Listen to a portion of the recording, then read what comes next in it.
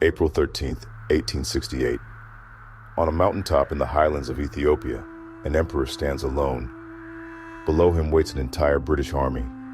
Thousands of soldiers, elephants hauled in artillery, marched hundreds of miles for this one man. They have offered him honorable surrender.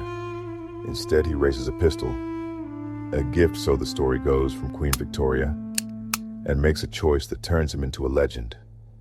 But to understand why he would rather die than kneel, we go back to a boy who had nothing.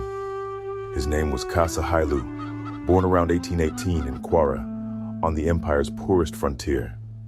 And empire was a generous word.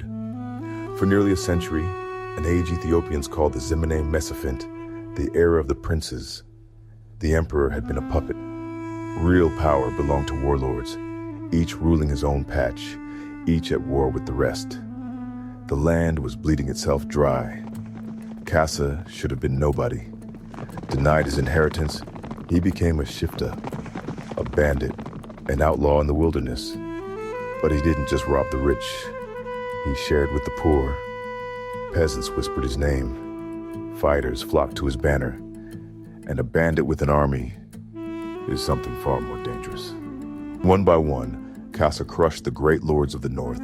Gojam, Gondar, Tigray, beaten in the field, one after another. In February 1855, in an ancient ceremony, the outlaw from Qwara was crowned. He took a name heavy with prophecy, Tewodros II. Legend said a king called Tewodros would one day restore Ethiopia's glory. The era of the princes was over.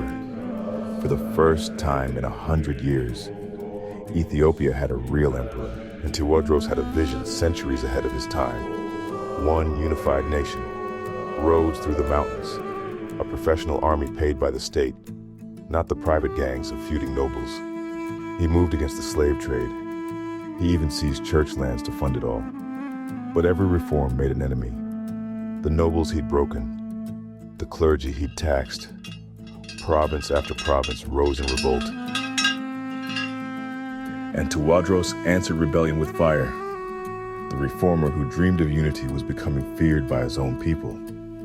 And then he made one desperate gamble, a letter that would bring the might of the British Empire down on his head. In 1862, surrounded by enemies, Tewodros wrote to Queen Victoria, proposing friendship, a Christian alliance. He waited for a reply. And waited.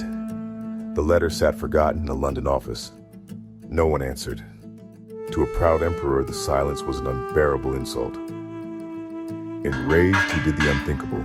He seized the British consul, missionaries, and other Europeans, and chained them in his mountain fortress. Magdala. He thought he held bargaining chips. What he'd actually done was give the largest empire on earth a reason to march. Britain's answer was staggering.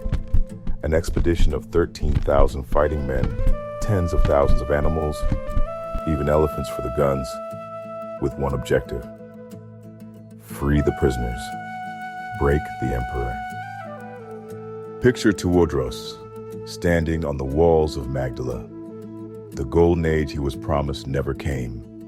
His provinces are in revolt. His armies have melted away to a few thousand loyal men. And below him waits a force better armed than anything he has ever faced. He has one last card, a colossal cannon, cast by his own order, hauled up the mountain by hundreds of men. He named it Sebastopol. On the day of battle, the great gun fires and cracks. Useless. His warriors charge with spears and courage into rockets and rifles. They are cut down in their hundreds. They never had a chance. As the British storm the gates, Tewodros frees his prisoners. One last strange act of honor. He is offered surrender with dignity. But this is the bandit who conquered an empire. As the soldiers pour in, he raises the pistol and chooses. He will not be paraded through London in chains. The British burned Magdala and carried off its treasures, crowns, and sacred manuscripts that fill European museums to this day. They even took his young son, Alamayehu, who would die in England as a teenager. But the dream did not die on that mountain. A generation later, Ethiopia stood unified, and in 1896 became the only African nation to defeat a European empire and stay free. Flawed, brutal, brilliant, Tewodros is remembered not for the empire he failed to build, but for the nation he dared to imagine. Emperor Tewodros is just one of the rulers history nearly forgot. If his story stayed with you, follow and subscribe to this channel for more stories like this one. Thank you for watching.